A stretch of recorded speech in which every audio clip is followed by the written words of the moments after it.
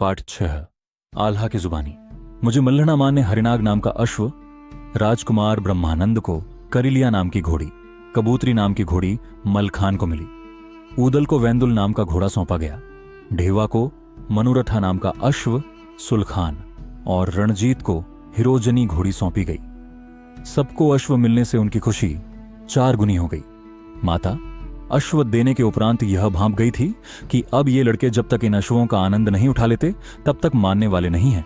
इसीलिए उसने सबको अपने करीब बुलाया और बोली, सुनो पुत्रों, यह अश्व जो मैंने तुम्हें दिलवाए है अपने आप ही बेमिसाल है।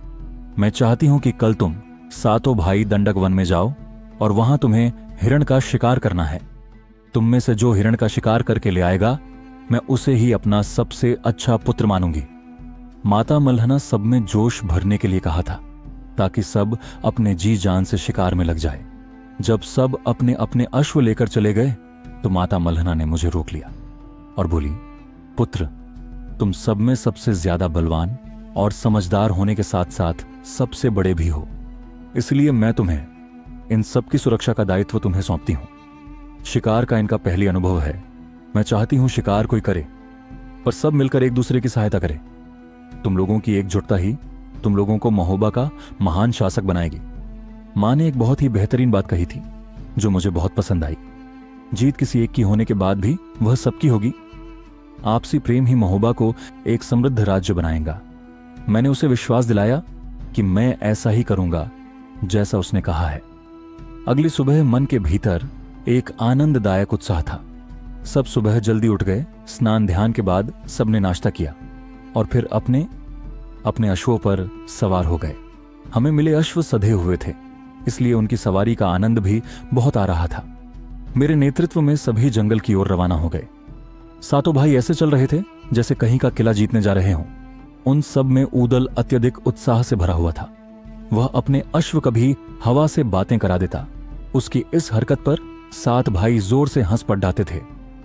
ऊदल के इस दुस्साहस से सबसे ज्यादा मलखान को आनंद आता था। वह खुश होकर कहता था, लहुरे, भयभीत नहीं होना। जब तक मलखान दुनिया में जीवित है ऊदल का कोई बाल भी बांका नहीं कर पाएगा। यह मलखान का वचन है। उन दोनों की बातें सुनकर मेरा मन हर्ष से भर उठता था।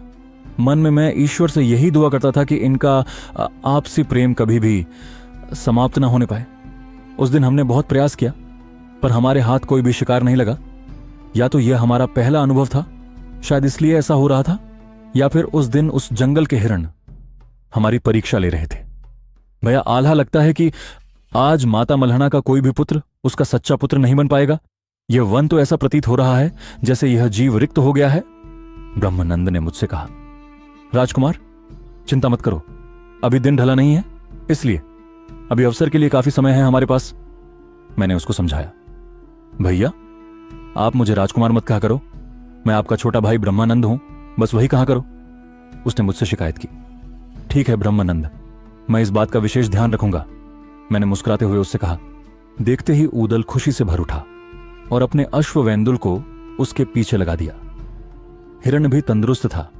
उसने जब देखा उसके पीछे कोई है तो वह भी अपनी कुलाचे तेज करता हुआ भाग लिया। इस भागम दौड़ में हिरण उरई के इलाके में प्रवेश कर गया। यह इलाका मामा माहिल का था। जिस ओर हिरण घुसा था वह उरई राज्य का बगीचा था। ऊदल रुका नहीं, वह भी अपने अश्व के साथ उस बगीचे में प्रवेश कर गया। वह हिरण तो भागकर उस बगीचे में किसी झाड़ी में जाकर छुप गया, लेकिन इस भाग दौड़ में बगीचे का काफी हिस्सा उजड़ गया। उस बाग की रखवाली करने वाले माली इस बात से नाराज हो गए और ऊदल को घेर लिया और उससे पूछने लगे, तुम कौन हो, कहां से आए हो?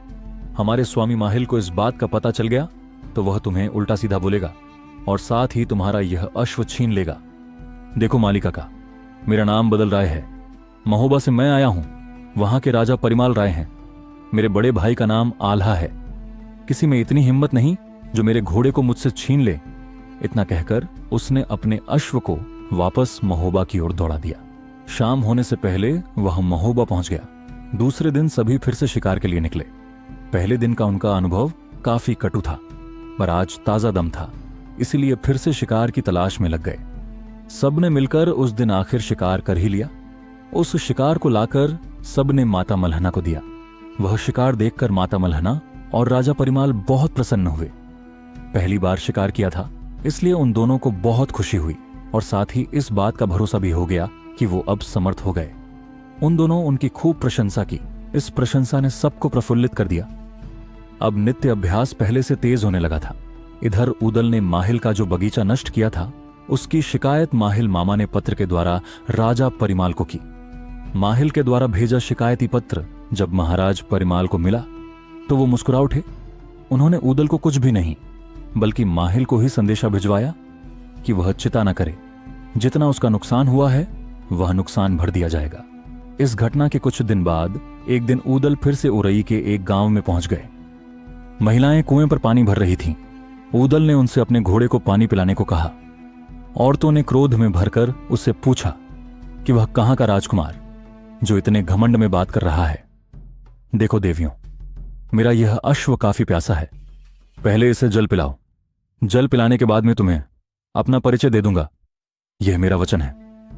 ऊदल ने कहा, नहीं युवक, पहले परिचय फिर जल मिलेगा। बिना परिचय के जल किसी भी परिस्थिति में नहीं मिलेगा, उन पनिहारनियों ने कहा। ऊदल को मैंने गुस्सा करने के लिए रोका था, इसलिए उसने उन औरतों को अपना परिचय दिया। मेरा नाम ऊदल है, महोबा का रहने वाला राजा परिमाल का राजकुमार हूं। अब कृपा करके मेरे अश्व जल पिला दो। उस कुएं पर माहिल की एक सेविका भी पानी लेने आई थी।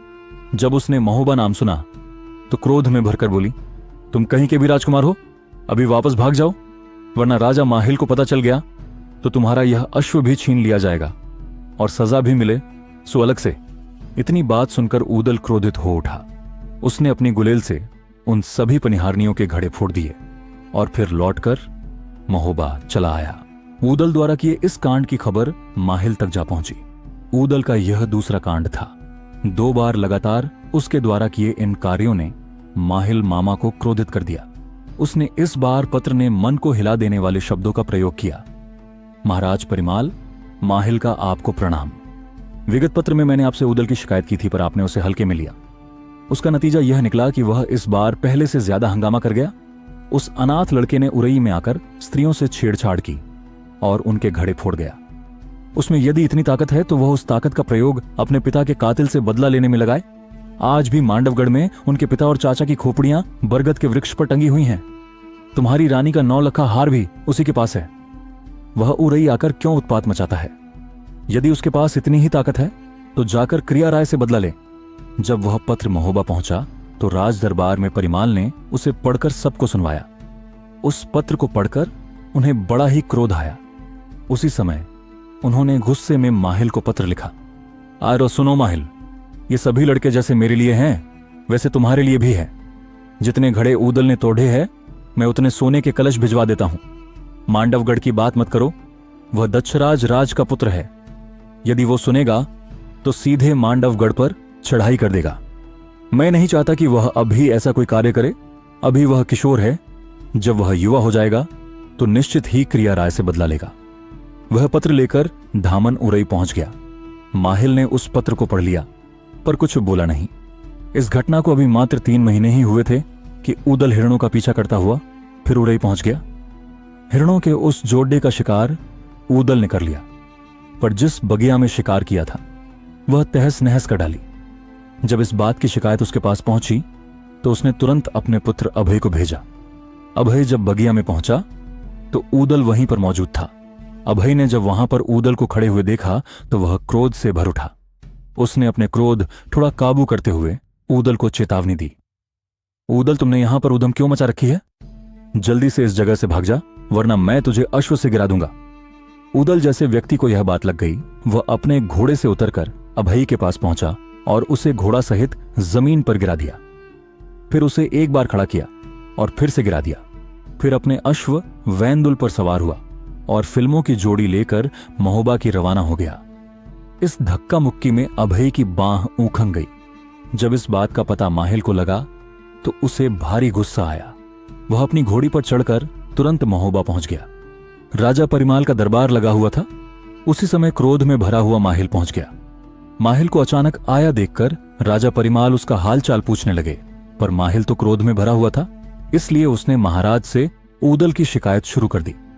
महाराज, मैंने आपको 2 बार पत्र लिखकर शिकायत की, पर आपने मेरी बात को हल्के में लिया। इस बार आपके इस दुलारे ने उरई पहुंचकर मेरे लड़के अभय की बाह उखाड़ दी और मेरी बगिया फिर से उजाड़ दी। महाराज, यदि ऊदल के शरीर में इतनी ताकत है तो फिर जाकर वो अपने पिता का बदला क्यों नहीं लेता? उसके पिता और चाचा का कत्ल करके मांडवगढ़ के राजा करिया ने उनका सिर बरगद के पेड़ पर टांग रखा है। वह तुम्हारा धन और 9 लखा हार भी वह लूट ले गया। माहिल, मेरे भाई, तुम ये कैसी बातें कर रहे हो? ऊदल ने तुम्हारा जितना भी नुकसान किया है, मैं उसके एवज में मैं दुगना धन आज और अभी दे दूंगा। पर तुम ऐसी फालतू की बात मत करो। यदि गलती से भी ऊदल के कानों में यह बात पहुंच गई तो फिर वह अभी मांडवगढ़ पहुंच जाएगा। ऊदल को मरने से भय नहीं लगता। हमें जब भी बदला लेना होगा वह हम खुद देख लेंगे। तुम्हें बार बार यह कहने की आवश्यकता नहीं है। राजा परिमाल ने माहिल को समझाते हुए कह दिया, पर तीर कमान से निकल चुका था और जाकर लक्ष्य को भेद भी चुका था। जिस बात का भय था, आखिर वह बात हो ही गई। दरबार में पहुंच रहे ऊदल के कान में यह बात पहुंच गई। इस बात को सुनते ही उसके कान में साएं साएं होने लगी। वह दौड़कर राजा परिमाल के पास पहुंचा और बोला, दादा, तुम्हें मेरी सौगंध है, जो कुछ भी कहना सच सच कहना। मांडवगढ़ कि वह करिया कौन है, हमारे चाचा और पिता की खोपड़ियां किस जगह पर टंगी हुई हैं, अब मुझसे प्रतीक्षा नहीं हो रही। महाराज परिमाल को पता था कि यदि सच्चाई से ऊदल को अवगत करवा दिया तो वह फिर पल भी रुकेगा नहीं और मांडवगढ़ पहुंच जाएगा। बिना योजना के युद्ध करना उचित नहीं रहता। ऊदल, मेरे बच्चे, तुम शांत रहो। मैं तुम्हें सच बताता हूं, तुम्हारे पिता और चाचा पैरागढ़ की लड़ाई में मारे गए थे। उसी गढ़ का दूसरा नाम सिलहट है।